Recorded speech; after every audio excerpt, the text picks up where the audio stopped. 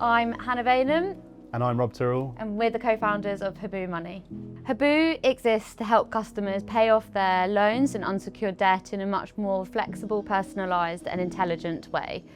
The way that we do this is through setting up personalised payment plans for customers that meet their real-time financial situations. So perhaps their income patterns or circumstances in their outgoings. We're able to create payment plans that are weekly, fortnightly, that vary month by month or week by week depending on a customer's real-time financial position, ultimately making it much more seamless and effortless for customers to keep on top of their repayments and get out of debt faster.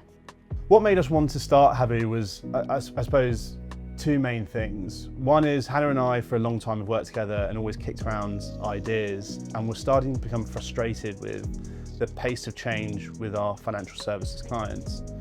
And at the same time, we had both had people in our personal lives impacted by missed loan repayments and falling into problem debt. Those two things together were, I suppose, the genesis of why we came up with Haboo.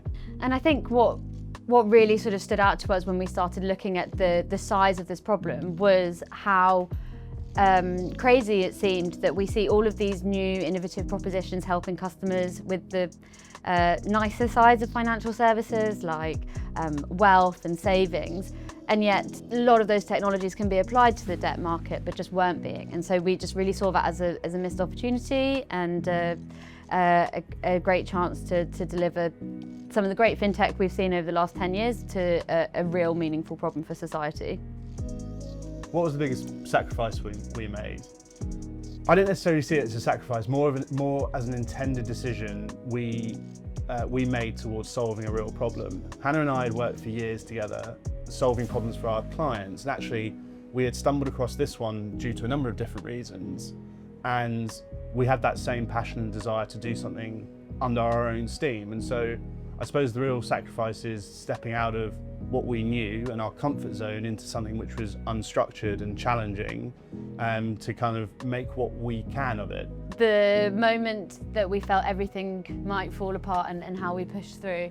I think for us there was a really pivotal moment quite early on in our journey when we had been working really hard. We felt really strongly that we were onto something, and we really felt as well that we had the perfect solution on day one. Now, as you will hear from many founders, that's rarely the case.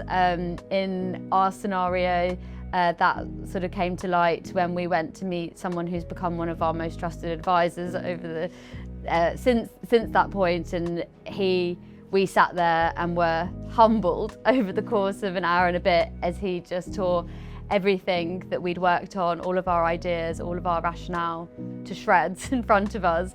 I think what we came away from that experience with, obviously quite a lot of self-doubt, but what we still felt even more strongly about, if anything, was that definitely the problem that we were looking to solve existed. And so while perhaps we hadn't quite nailed the perfect, almost practical solution first time, we were still onto something. And I think that compelled us to keep going, rethink, start again, blank piece of paper and work back up from there. Looking back, what's been the most rewarding part of our journey? I think for me, this all came from a phone call with you, right? And it was an idea of like, hey, this seems mad, can we do something about it? And what we've developed since then is from my perspective, amazing. We've kind of gone from a conversation and an idea to, if we had never done anything, nothing would have ever happened. And now we've got a live product, and we've got,